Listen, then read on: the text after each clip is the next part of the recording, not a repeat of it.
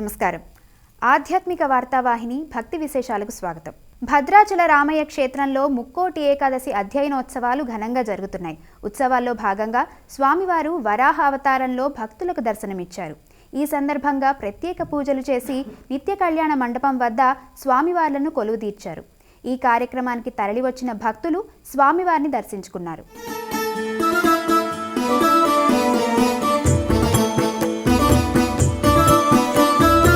ఇదిగో భద్రాద్రి గౌతమి అదిగో చూడండి, ఇదిగో భద్రాద్రి గౌతమి అదిగో చూడండి.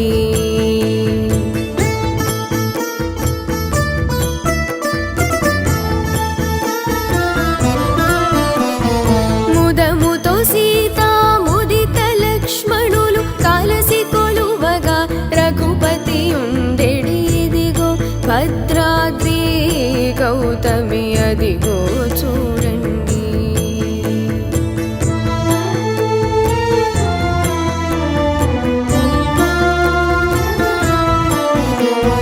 చారు స్వర్ణ ప్రాకార గోపుర ద్వారములతో సుందరమై ఉండెడి, ఇదిగో భద్రాద్రి గౌతమి అదిగో చూడండి.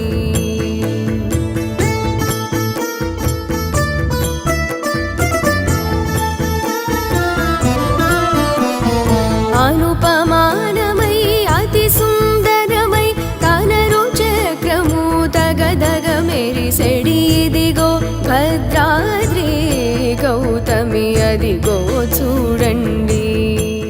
సింహాచలంలోని శ్రీ వరాహ లక్ష్మీ నరసింహస్వామి వారి ఆలయంలో ధనుర్మాస ఉత్సవాలు ఘనంగా జరుగుతున్నాయి. ధనుర్మాస ఉత్సవాల్లో భాగంగా విశేష పూజల అనంతరం స్వామివారికి గోదాదేవి విరచిత పాసురాన్ని పఠించారు. భారీగా తరలివచ్చిన భక్తులు స్వామివార్లను దర్శించుకున్నారు.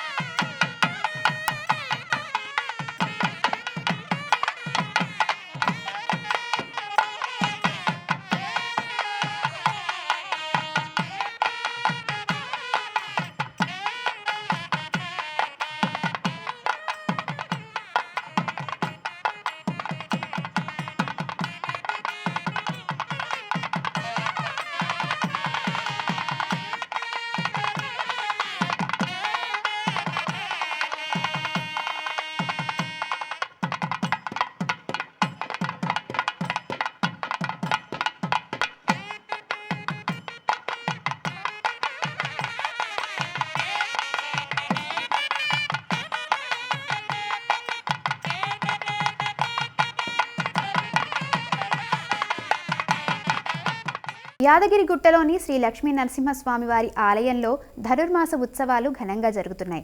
ఉత్సవాల్లో భాగంగా 7వ రోజు ఉదయం స్వామివారికి గోదాదేవి విరచిత పాసురాలను నివేదించారు. ఈ సందర్భంగా అమ్మవారికి ప్రత్యేక పూజలు నిర్వహించారు.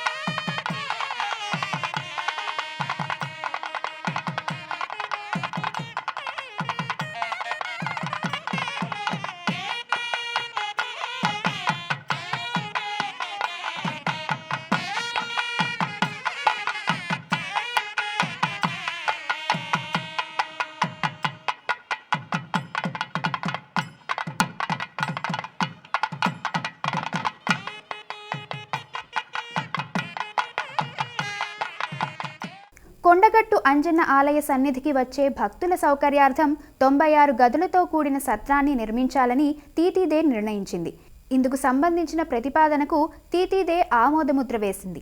ఆంధ్రప్రదేశ్ ఉప ముఖ్యమంత్రి పవన్ కళ్యాణ్ ఇటీవల కొండగట్టులో పర్యటించిన సందర్భంగా ఆలయం సమీపంలో దీక్షా విరమణ మండపం నిర్మించాలని నిర్వాహకులు, భక్తులు విన్నవించారు. ఈ విషయాన్ని ఉప ముఖ్యమంత్రి పవన్ కళ్యాణ్, ముఖ్యమంత్రి చంద్రబాబు నాయుడుతో పాటు తీతీదే చైర్మన్ బిఆర్ నాయుడు దృష్టికి తీసుకుపోయారు. ఈ నేపథ్యంలో కొండగట్టు అంజన్న దేవస్థానంలో పనులు చేపట్టేందుకు 35 కోట్ల 19 లక్షల మేర నిధుల కేటాయింపునకు తీతీదే ఆమోదముద్ర వేసింది.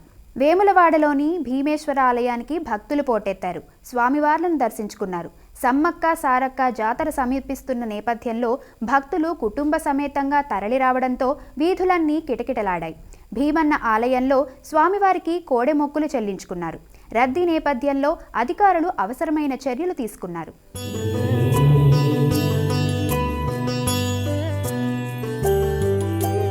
अद्भुत विग्रह अमराधीश्वर अगणित गुणगण अमृत शिव आनन्दामृत आश्रित रक्षक आत्मानन्द महेश शिव इंदु कलाधर इंद्रादिप्रिय सुंदर रूप सुरेश शिव ईश सुरेश महेश जनप्रिय केशव सेवित पाद शिव उरगादिप्रिय भूषण शंकर नरक विनाश नटेश शिव ऊर्जित दानवराश परात्पर आजित पाप विनाश शिव सांब सदा शिव सांब सदा शिव सांब सदा शिव सांब शिव सांब सदा शिव सांब सदा शिव सांब सदा शिव सांब शिव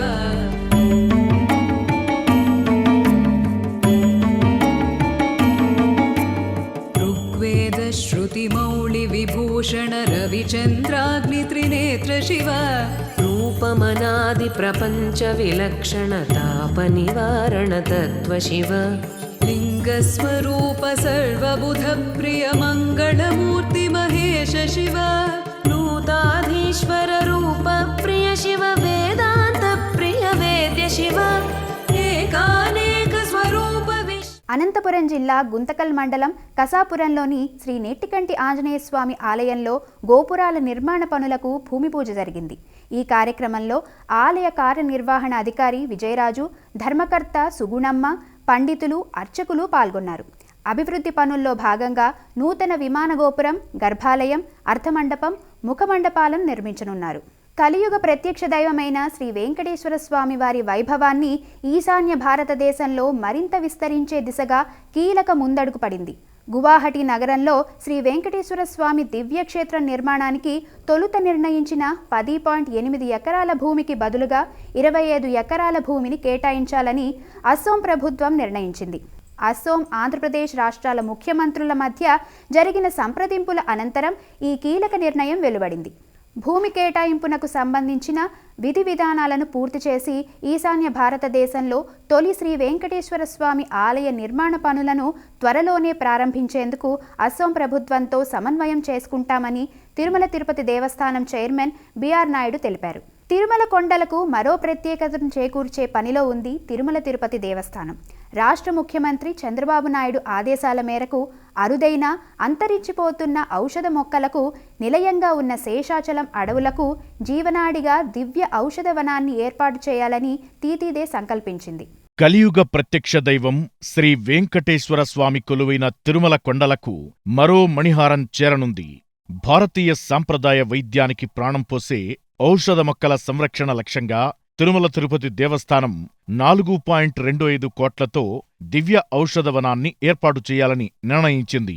ఔషధ మొక్కలను సంరక్షిస్తూ ప్రజలకు పరిచయం చేయడం ఈ ప్రాజెక్టు ముఖ్య ఉద్దేశం. తద్వారా పర్యావరణ పరిరక్షణ, జీవ వైవిధ్య సంరక్షణ లక్ష్యాలకు దివ్య ఔషధవనం తోడ్పడనుంది. దక్షిణ భారతదేశంలోనే ఈ తరహాలో రూపొందనున్న ఈ ఔషధవనం భక్తులు, పరిశోధకులు, విద్యార్థులు, ప్రకృతి ప్రేమికులకు ఒక ప్రత్యేక ఆకర్షణగా నిలవనుంది. తిరుమల తిరుపతి దేవస్థానం ఏర్పాటు చేయనున్న దివ్య ఔషధవనంలో దేహ చికిత్సవనం, సుగంధవనం, పవిత్రవనం, ప్రసాదవనం, పూజా ద్రవ్యవనం, జీవరాశివనం, కల్పవృక్షధామం, ఔషధ కుండ్, మూలికావనం, ఋతువనం, విశిష్ట వృక్షవనం, ఔషధ మొక్కలు వంటి 13 రకాల ప్రత్యేక థీమ్ ఆధారిత విభాగాలు ఏర్పాటు చేయనున్నారు. ఇవి భక్తులకు ఆధ్యాత్మిక అనుభూతిని కలిగించడమే కాకుండా ఔషధ విజ్ఞానం, ప్రకృతిపై అవగాహనను పెంపొందించనున్నాయి. తిరుమలలోని జీఎన్సీ టోల్గేట్కు సమీపంలో దిగువ, ఎగువ ఘాట్ రోడ్లకు మధ్యలో ఉన్న 3.9 ఎకరాల స్థలంలో ఈ దివ్య ఔషధవనం అభివృద్ధి చేసేందుకు అధికారులు ప్రణాళికలు సిద్ధం చేశారు. వచ్చే నెలలో పనులు ప్రారంభించి మొక్కలను పెంచి భక్తుల సందర్శనకు వీలుగా పార్కింగ్, మౌలిక సదుపాయాలు ఏర్పాటు చేసి వచ్చే ఏడాది చివరి నాటికి పూర్తిస్థాయిలో ఔషధవనాన్ని అందుబాటులోకి తీసుకురానున్నారు. తిరుమల శ్రీ వెంకటేశ్వర స్వామివారిని ఇస్రో చైర్మన్ నారాయణన్ దర్శించుకున్నారు. వీఐపీ విరామ సమయంలో స్వామివారి సేవలో పాల్గొని మొక్కులు చెల్లించుకున్నారు. ఈ నెల 24న LVM-3 రాకెట్ ద్వారా అమెరికాకు చెందిన అత్యాధునిక కమ్యూనికేషన్ ఉపగ్రహాన్ని గగనతలంలోకి పంపనున్నారు. ఈ ప్రయోగం విజయవంతం కావాలని వేడుకున్నారు. అమెరికాకు చెందిన అత్యాధునిక కమ్యూనికేషన్ ఉపగ్రహ నమూనాను శ్రీవారి పాదాల చెంత ఉంచి ప్రత్యేక పూజలు నిర్వహించారు. దర్శనానంతరం రంగనాయకుల మండపంలో రాకెట్ నమూనాలకు ఇస్రో చైర్మన్ నారాయణన్కు వేద పండితులు వేదాశీర్వచనం అందించారు. ఆలయ అధికారులు ఇస్రో చైర్మన్ను పట్టు వస్త్రంతో సత్కరించి ఇస్రో శాస్త్రవేత్తలకు శ్రీవారి తీర్థ ప్రసాదాలు అందజేశారు. యాదగిరిగుట్టలోని శ్రీ లక్ష్మీ నరసింహస్వామి వారి సన్నిధిలో నూతన కైంకర్యాలను చేపట్టనున్నారు. దేవస్థానం పాలక మండలి, వైదిక కమిటీ, పలు విభాగాల అధికారులతో ఆలయ కార్యనిర్వహణ అధికారి వెంకట్రావు పలు అంశాలపై సమీక్షించారు. నూతన సేవా కైంకర్యాలను ప్రవేశపెట్టాలని ఈ సందర్భంగా తీర్మానించారు.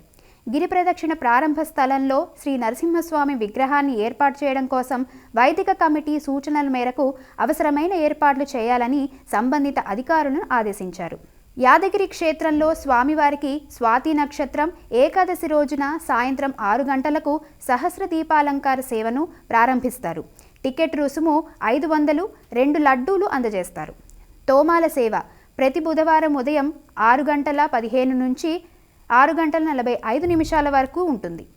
టికెట్ రుసుము దంపతులకు 500, వైకుంఠ ఏకాదశి రోజున ప్రారంభిస్తామని ఆలయ అధికారులు తెలిపారు. ములుగు జిల్లా కేంద్రంలోని గట్టమ్మ ఆలయానికి భక్తులు బారులు తీరారు. పెద్ద సంఖ్యలో భక్తులు తరలిరావడంతో ఆలయం కిక్కిరిసిపోయింది. అమ్మవారిని దర్శించుకొని మొక్కులు చెల్లించుకున్నారు.